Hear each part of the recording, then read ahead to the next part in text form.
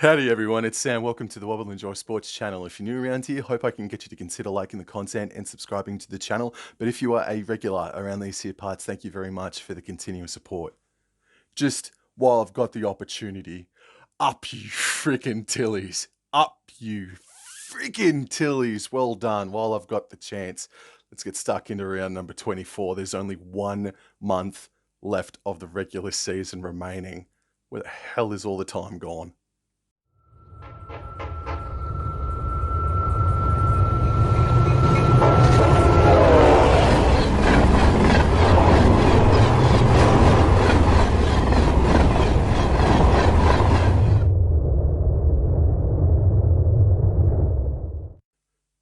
Round 24 of the 2023 NRL season starts on Thursday night from 4 Pines Park. Manly Warringah Seagulls host the Penrith Panthers on tab.com.au. The Panthers are $1.06 favourites, whereas Manly sit at $8.50.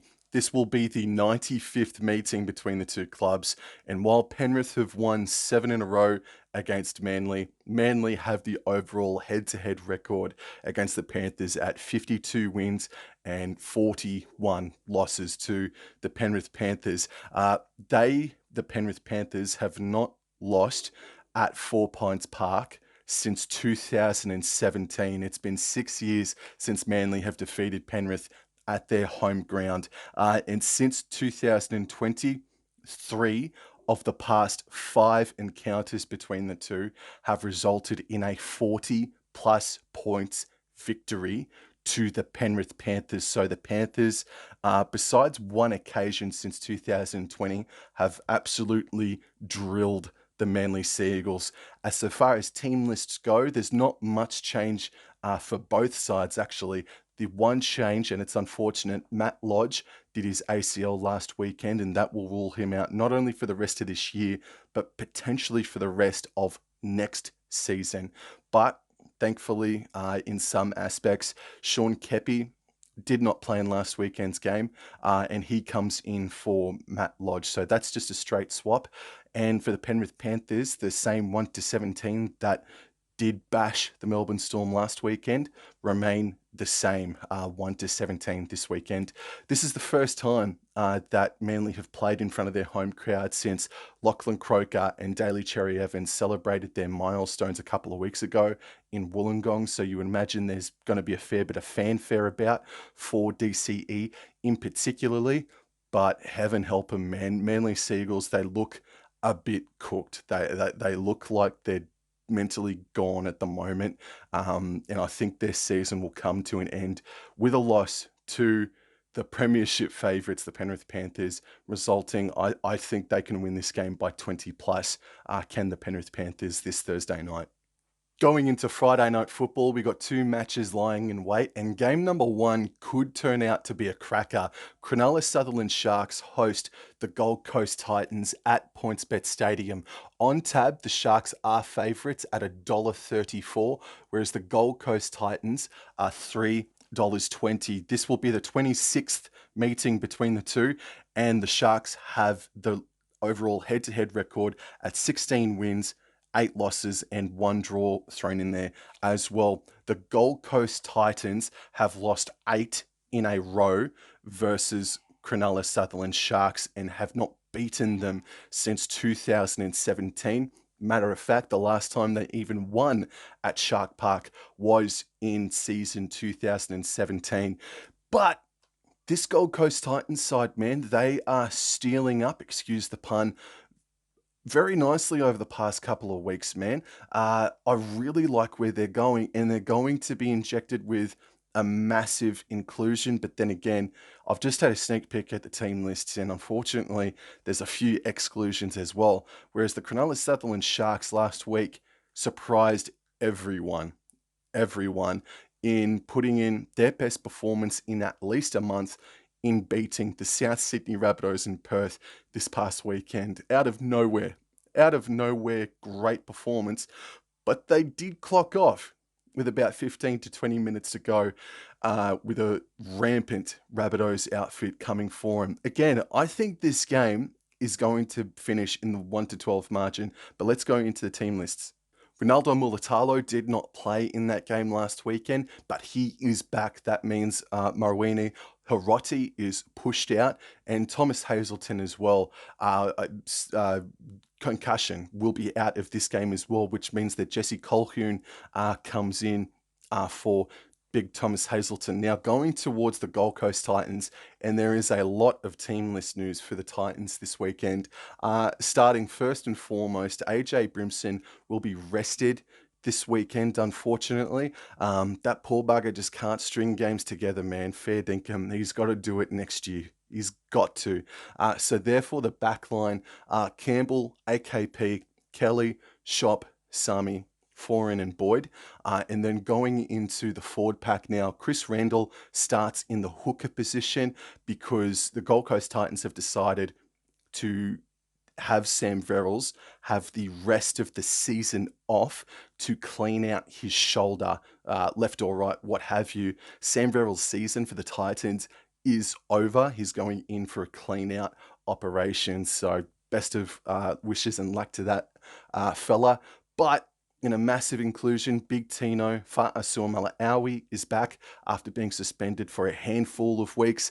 That's massive. I think the presence of Tino, if this Titans side can get really angry and not go over the line, I think that can really cause some trouble for the Cronulla Sharks. But Moeaki Fotuaika is out for the Gold Coast Titans for one game after he got sent off last weekend against the New Zealand Warriors.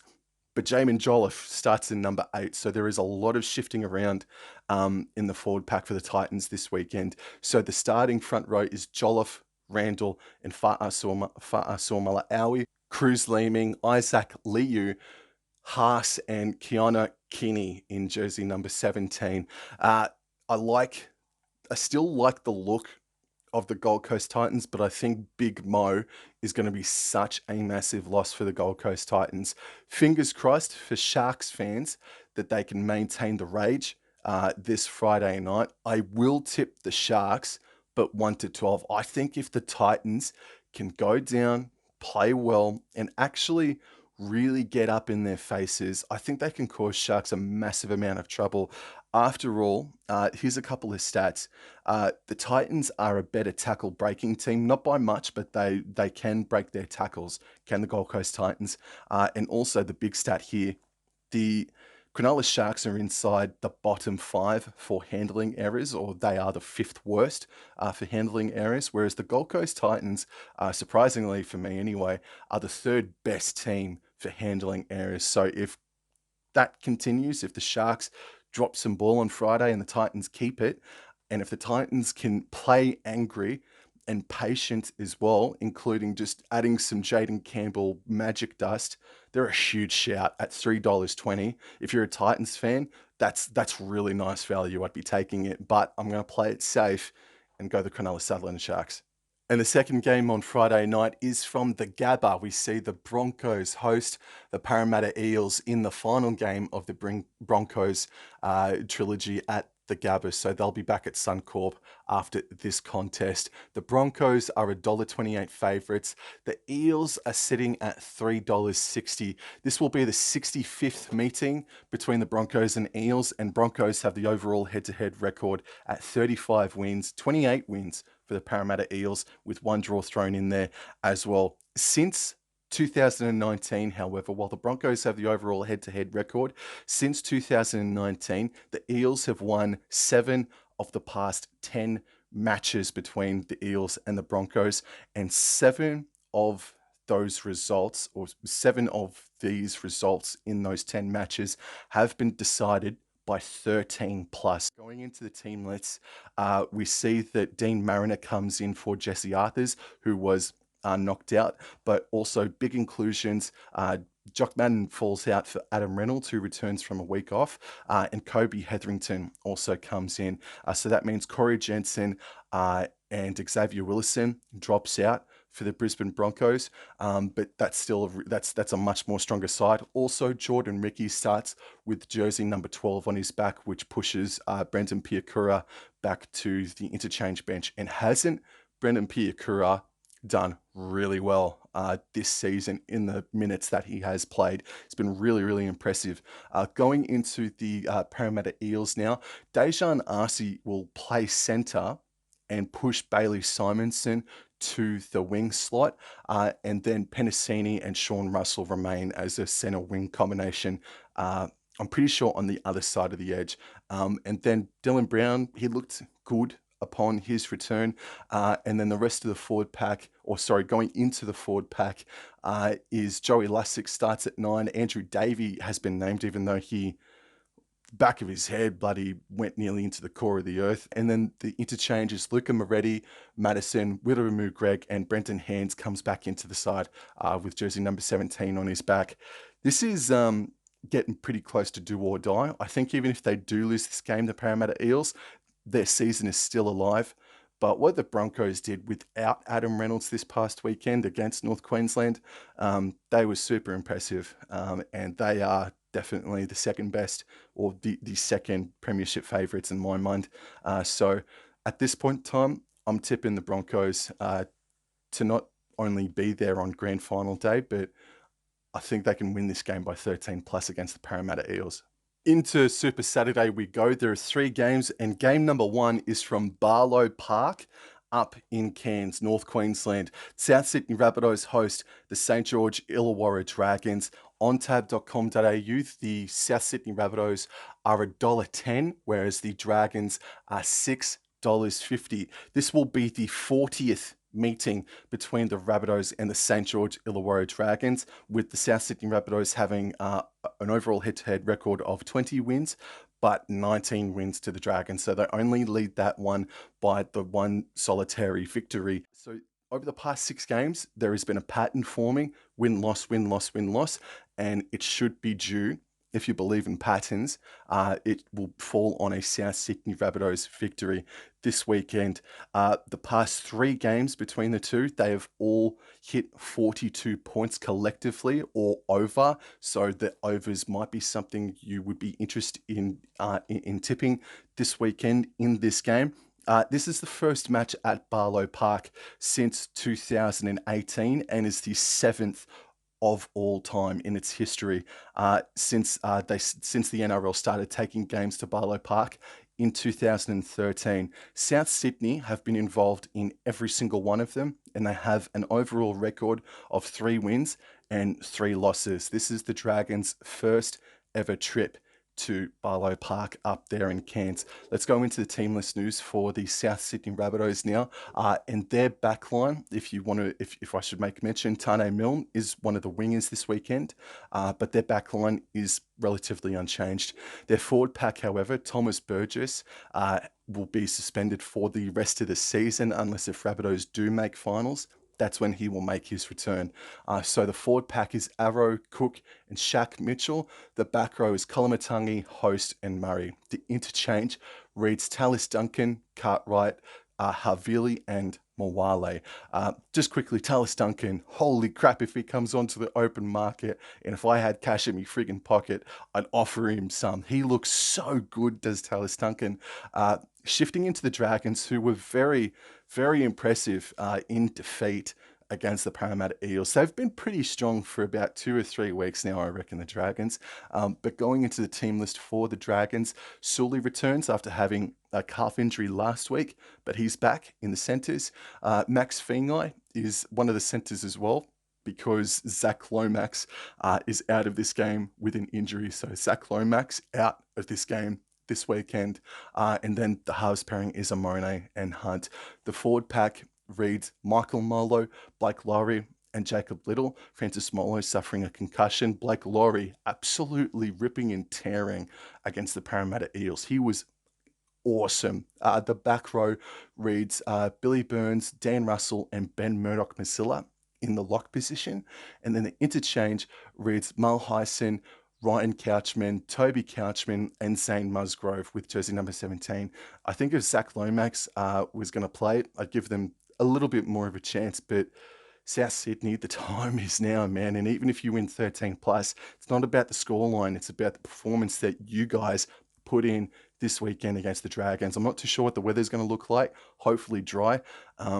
But South Sydney, man, you guys got to put in big time because this Dragons side, even without Zach Lomax, they're going to come up pretty damn committed against you. And they did defeat you this past this year anyway. So South Sydney to win 13 plus, but it's not about the result or the scoreline for them. It's about their performance this weekend, South Sydney. The second game on Super Saturday emanates from FMG Stadium, Waikato in Hamilton, New Zealand. The West Tigers taking a home game across the ditch to host the New Zealand Warriors. But the Tigers are $4.80 outsiders. The Warriors are $1.17 favourites. It's absolutely fantastic that the Tigers have sacrificed a home game to take over to New Zealand. There are Tigers fans out there that wish that it didn't happen, but I wish that my team did sacrifice a home game to take over to New Zealand. It's awesome what the West Tigers are doing here. This will be the 36th meeting between the Tigers and the Warriors have a 19-16 overall head-to-head record, and since 2020, the Warriors have won 5 in a row against the West Tigers, and four of those 5 encounters have been decided by 4 points or less. And the last time these two sides met was that famous return home match for the Warriors last year, where they defeated the Tigers 22 points to 2. So that's been the biggest margin between these two clubs since 2020. All other times, results have been decided by 4 points or less. This is the first match at FMG Stadium, Waikato, since 2014. There have been 3 all-time. The Warriors have been involved in all 3, but they are yet to win at this venue. This is the West Tigers' first visit to said stadium as well. And at the very start of the year, if you go back to my round 1 video, the Warriors, when they either take a home game on the road in New Zealand, or if somebody brings their home game to New Zealand, their record is appalling. They only lost to not a second string side, but a weaker Brisbane Broncos unit earlier this season when they came off the bye. So the Warriors, man, when they travel on the road in their own country, their record is not good. It is not good. So I don't know, man, because the West Tigers, they're playing committed. There is definitely pride in their jersey. They're not getting blown out this season much at all. And they really nearly got the Canberra Raiders last weekend as well. Going into the team lists for the West Tigers, first up, the home side. We've got Norfoluma, Bulla, Toa, Kapoa, Tupou, Laurie, and Brooks. I wasn't anticipating to see Laurie, but there you go. Uto Ikamanu returns to start in jersey number 8. Coruscant, Clemmer, Papali'i, Bateman, and Pole.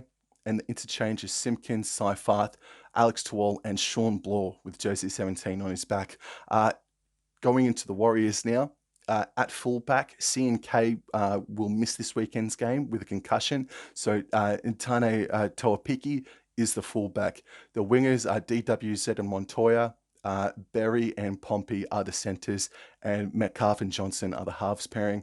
And then the forward pack is AFB, Egan, Barnett. Back row is Ford, Niokore, and Tohu Harris. The interchange bench reads Walker, Tavanga, Sirenen, and Josh Curran.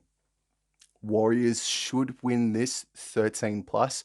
I'll back them, but it won't be an extraordinary 13 plus. Like I'll say, like a 26 points to 12 sort of a scoreline, but I don't think they'll embarrass the Tigers. I don't think the Tigers will embarrass themselves, but yeah, I'll go the Warriors 13 plus.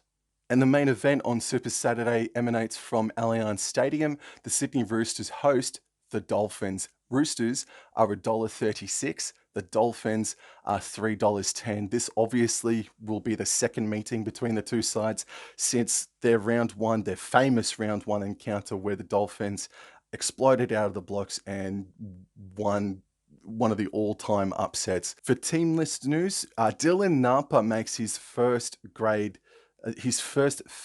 appearance since 2021, coming in for Nathan Brown, who will be suspended for a week after he got sent off last weekend. But that's it for the Eastern Suburbs team list news. And then for the Redcliffe Dolphins, Herman Essa has been dropped to 18th man. I think that is in direct correlation to him giving away a penalty when the Dolphins had possession on the attack with only a few minutes to go. But luckily, in comes Ray Stone into jersey number 14. This could be really close. I think maybe the Dolphins, have a special game plan whenever they take on the Roosters, sort of thing. I think that will just be what we see forevermore between these two clubs. The Roosters are the most penalised side in the NRL today, right now. So the Dolphins, they scored 28 points last weekend against the Knights. The Knights are in good form. I think if the Dolphins can play gritty, if they can just hang in there against the Roosters, you pretty much imagine that the Roosters are guaranteed to do something dumb to let in not only the Dolphins, but any other club that they come up against for the rest of the season. So if the Dolphins can just stick with them and trust that the Roosters will eventually make their errors, they will eventually give away penalties, they could strike while the iron is hot, but it's been a long season for the Dolphins. They have only won 2 of the past 10 matches. The Roosters have a lot more to play for. And I got this bad feeling, man, that the Eastern Suburbs are not done. I don't think their season's finished. And especially if they win this game, they're in with a massive chance, and it's going to come all the way down to round 27. There's been a lot of people that have said Roosters are finished, and that was about a month or so ago. But they're only one win outside of the 8. They take on the Dolphins at home this weekend. Vengeance will be on their mind against the Dolphins. I'm going to tip the Roosters, but only 1-12. But I don't think the Eastern Suburbs season is done just yet, boys and girls. And the final day of round 24 starts from Amy Park in Melbourne. The Storm host the Canberra Raiders. This is the first time that these two sides are meeting this season, and on tab.com.au, the Storm are $1.28. The Canberra Raiders are $3.60. This will be the 53rd meeting between the two sides, and the Storm have a dominating record over the Raiders with 36 wins and 16 victories towards the Canberra Raiders. But I think we all know the stat, but to reinforce or remind you all, Canberra are undefeated in Melbourne since 2019. Their last loss at Amy Park was in 2018, and there's been about 3 or 4 matches since that time. So they're a bit of a bogey side, just like a little bit of a bogey side in Melbourne. In all those occasions, the Canberra Raiders were up at halftime, except on one occasion, which is where they came back from an 18 points to 4 deficit at halftime. So if the Raiders are in front at halftime this weekend, watch out. The upset may be on. Going into the team list now, there is no Ryan Papenhuyzen. I don't think, just give me a sec. No, there is no sounding of the alarm just yet, but Mr. Papenhuyzen did return in Queensland Cup action this past weekend, so that's fantastic. Can't wait to see him back out on the paddock.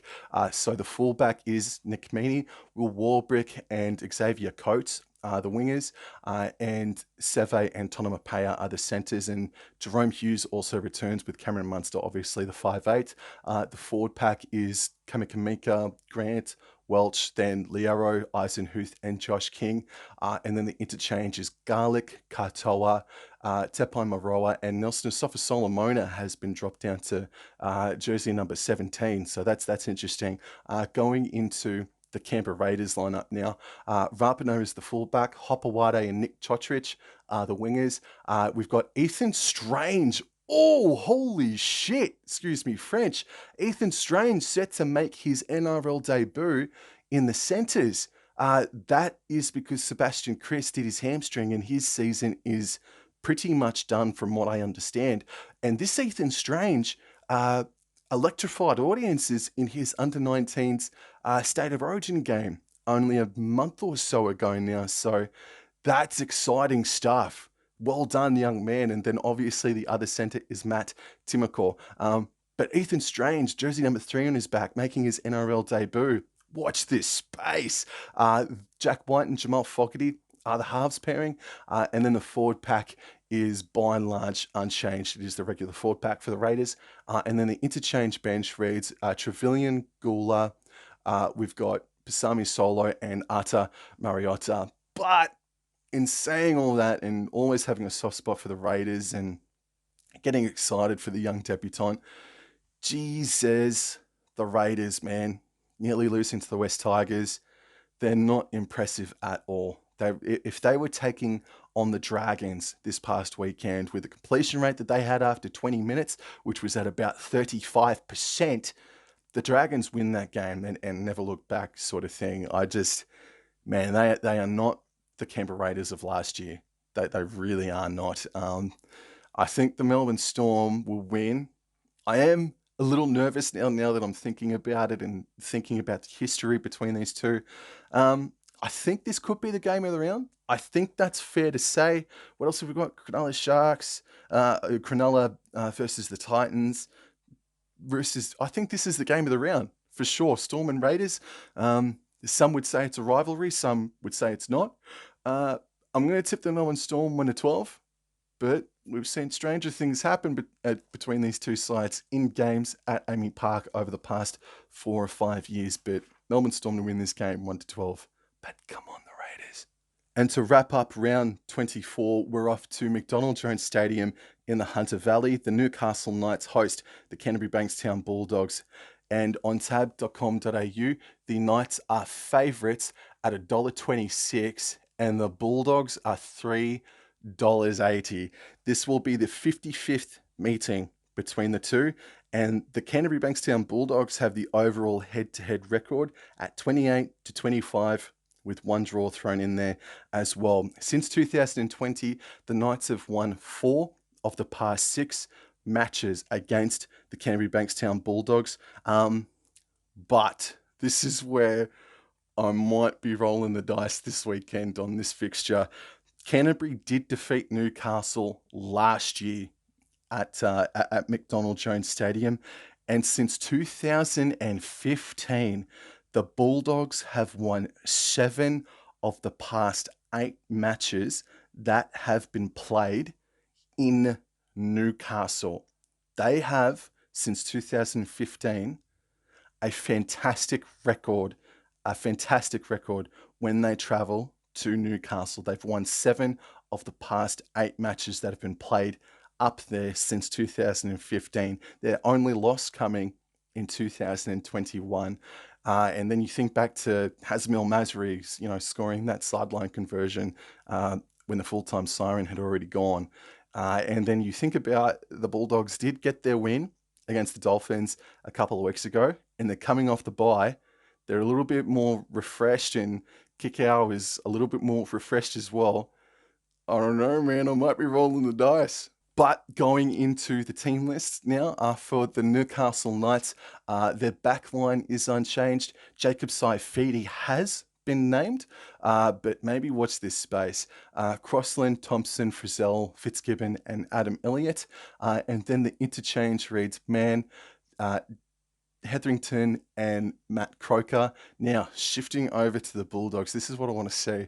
Avarillo, Wilson, Carraz, Burns, Fox, Burton, and Sexton. And then the forward pack is King, Marnie, TPJ, starts in jersey 10. Kikau, Jacob Preston returns, and Ryan Sutton in the lock position. And then the interchange bench reads Kyle Flanagan. Luke Thompson returns. Finally, this is his first grade game all season. So that's fantastic. That's awesome that Luke Thompson is back. We've got Liam Knight as well, making his Bulldogs club debut, I think. Maybe he did that a fortnight ago. I can't remember. But in any event, Liam Knight's there in 16. And then we've got Corey Waddell in jersey number 17. It was defensively their worst performance the Knights have put in 5 or so weeks against the Dolphins, 30 points to 28. The Knights did defeat the Dolphins over in Perth this past weekend. But these two sides only did meet about 6 weeks ago, and the Knights absolutely destroyed the Bulldogs 66 points to 0.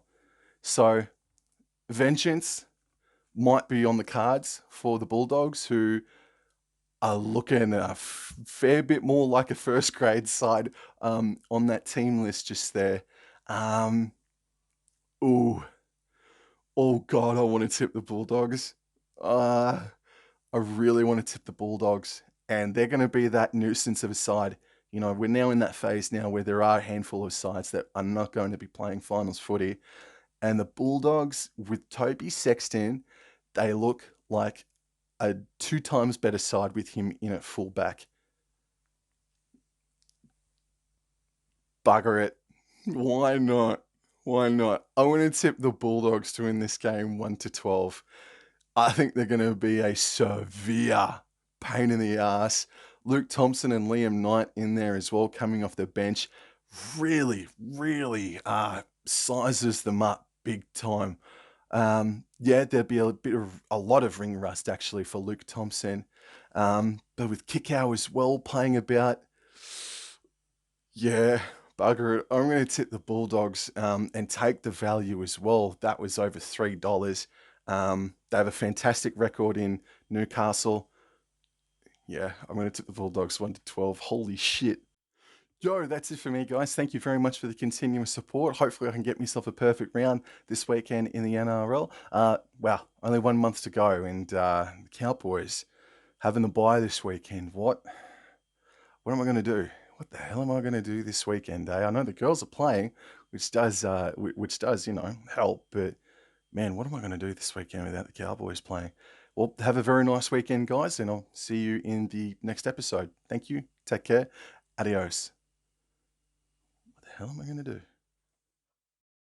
do?